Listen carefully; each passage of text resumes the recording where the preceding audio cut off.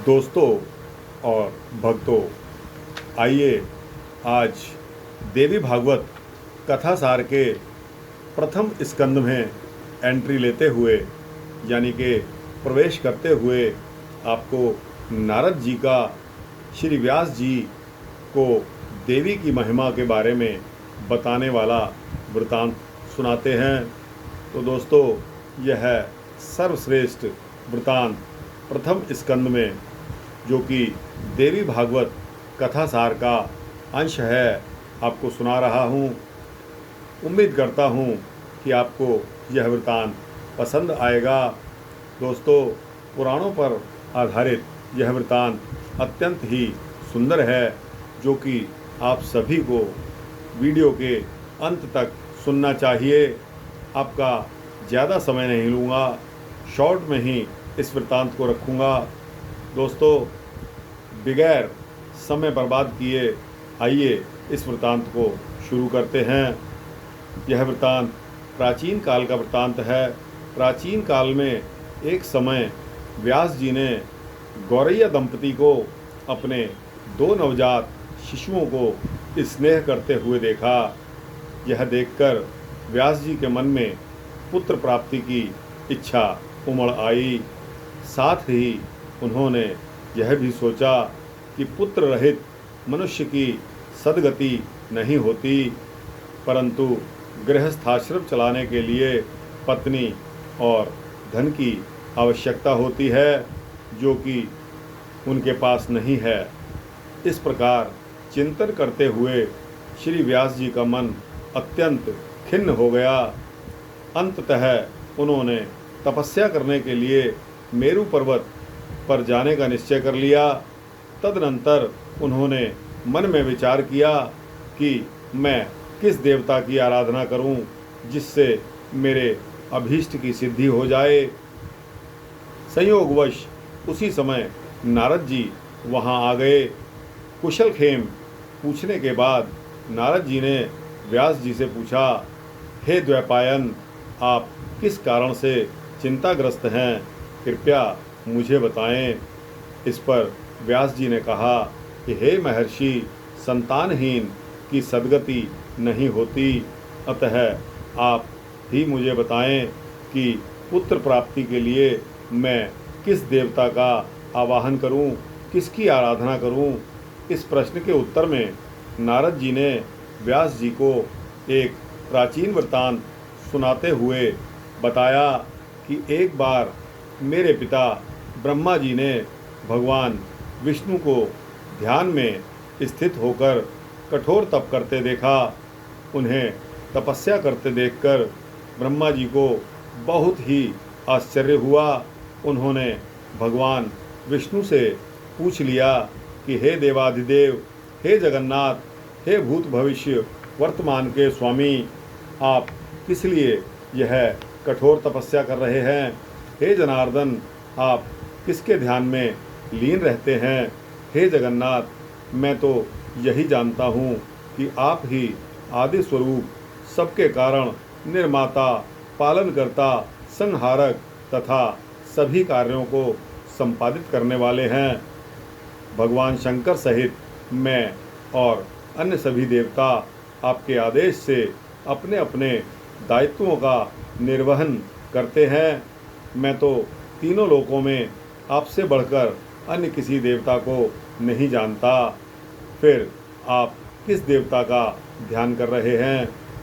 ब्रह्मा जी का वचन सुनकर भगवान विष्णु ने उनसे कहा, हे ब्राह्मण, किसी शक्ति के द्वारा ही आप सृष्टि के कर्ता हैं। मैं भरता हूँ और शंकर जी हरता हैं। दोस्तों, यह बात ध्यान देने की है कि यहाँ किसी शक्ति के द्वारा आप सृष्टि के कर्ता हैं। मैं भरता हूँ यानी कि ब्रह्मा जी कर्ता हैं, मैं विष्णु जी भरता हैं और शंकर जी हरता हैं। उस शक्ति के ना रहने पर आप ना तो सृष्टि रचना कर सकते हैं और ना मैं पालन का कार्य कर सकने में समर्थ हो सकता हूँ, और ना तो शंकर जी संहार कर सकते हैं। उसी शक्ति का अवलंबन प्राप्त कर मैं सदा तप चरण करता रहता हूँ। हे विभो, हम सभी निरंतर उसी शक्ति के अधीन रहते हैं। तीव्र योनियों में उत्पन्न होना किसी के लिए भी प्रिय नहीं होता। मैं अपनी इच्छा से वामन, वाराह आदि योनियों में उत्पन्न नहीं होता हूँ, अपितु इसमें उसी शक्ति की प्रेरणा ही परम कारण होता है। भला मैं स्वतंत्र होता तो मेरा सिर क्यों कटता और घोड़े का सिर वाला हयग्रीव अवतार मैं क्यों लेता। अतएव मैं स्वतंत्र नहीं हूँ, अपितु सर्वथा उसी शक्ति के अधीन रहता हूँ और निरंतर उसी शक्ति का ध्यान करता रहता हूँ। इस प्रकार नारद जी ने व्यास जी से देवी की सर्वोत्तमता का प्रतिपादन करने वाला व्याख्यान सुनाकर उन्हें पुत्र प्राप्ति के लिए भगवती के चरण वंदन का ध्यान करने का परामर्श दिया।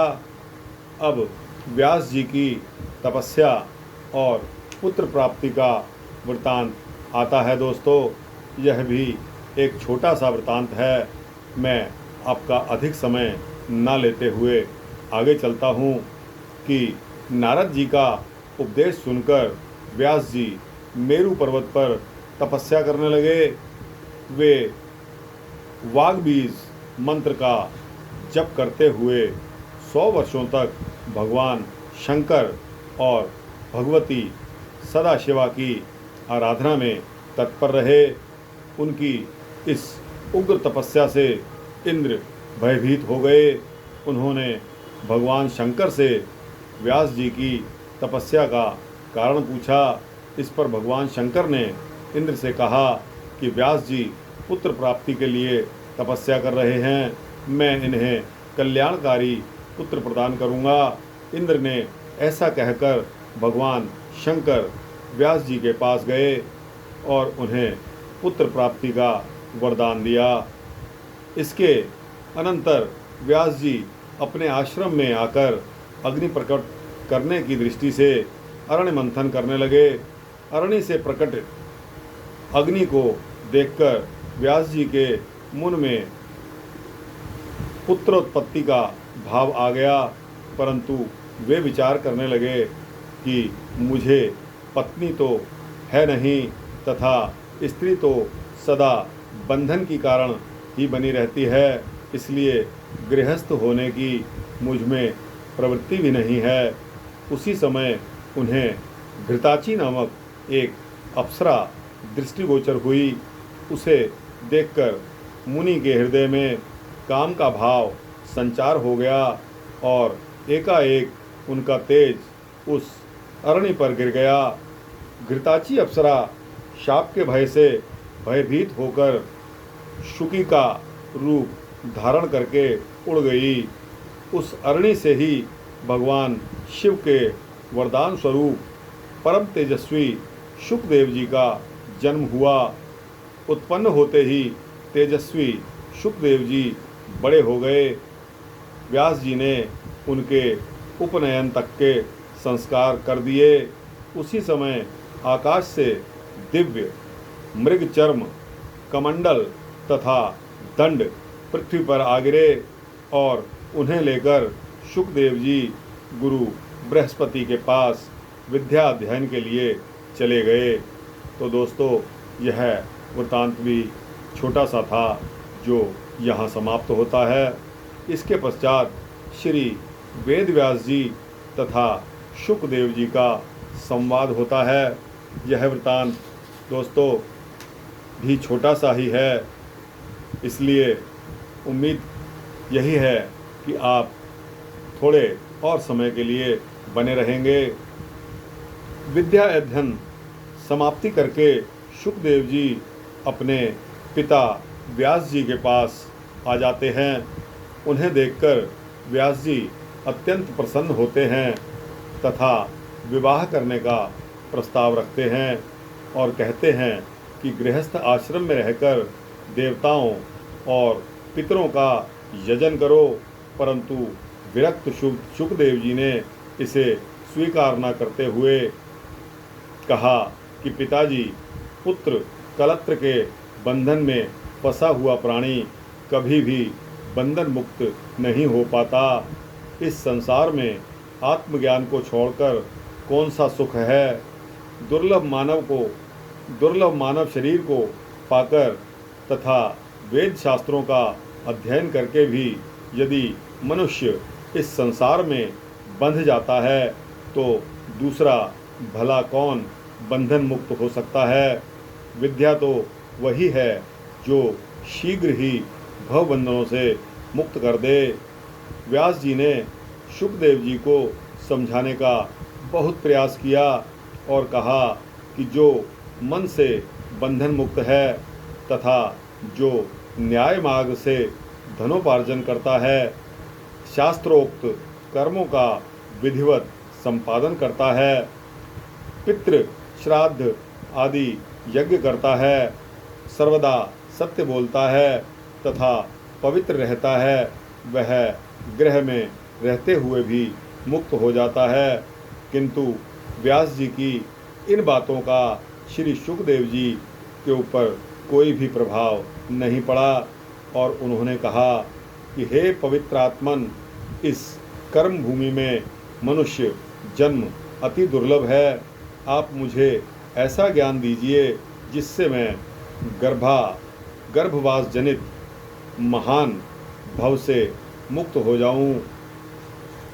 शुकदेव जी की यह प्रवृत्ति देखकर व्यास जी ने कहा कि हे पुत्र, मेरे द्वारा रचित श्रीमद् देवी भागवत पुराण को आप पढ़िए, जिसे सुनने मात्र से ही सत्य और असत वस्तुओं का यथार्थ ज्ञान हो जाता है। सर्वप्रथम आधे श्लोक में इस पुराण का ज्ञान भगवती पराशक्ति ने भगवान विष्णु को देते हुए कहा, यह सारा जगत मैं ही हूँ, मेरे सिवा दूसरी कोई अविनाशी वस्तु है ही नहीं। भगवान विष्णु से यह ज्ञान ब्रह्मा जी को मिला और ब्रह्मा जी ने इसे नारद को बताया तथा नारद जी से यह ज्ञान मुझे प्राप्त हुआ है। फिर मैंने इसकी 12 स्कंधों में व्याख्या की। व्यास जी के कहने पर शुकदेव जी ने श्रीमद्देवी भागवत पुराण का अध्ययन कर लिया, परंतु उन्हें शांति फिर भी नहीं मिली। तो दोस्तों, यह वृत्तांत यहाँ पर आकर समाप्त हो जाता है। इसके पश्चात का वृत्तांत हम अपने अगले एपिसोड में लेंगे। जनक जी का शुकदेव जी को ज्ञानोपदेश देना, यह वृत्तांत हम अगले एपिसोड में आपको सुना पाएंगे। दोस्तों और भक्तों, बहुत से लोगों के लिए समय की पाबंदी बहुमूल्य समय होता है, तो कोई बात नहीं, थोड़ा थोड़ा करके ही घड़ा बूंदों से भर जाता है। इसलिए आज का वृत्तांत यहीं पर समाप्त करते हैं। दोस्तों, अगर वृत्तांत अच्छा लगा हो तो इसको लाइक और शेयर करके अपने मित्रों, दोस्तों और भक्तों तक अवश्य पहुंचाना। चैनल को सब्सक्राइब करेंगे तो इसी तरह के चैनल भक्ति वृत्तांत आपको मिलते रहेंगे। दोस्तों, जय शंकर जी, जय श्री विष्णु, जय श्री हरि, जय ब्रह्मा जी और दोस्तों जय श्री कृष्ण, जय श्री राम।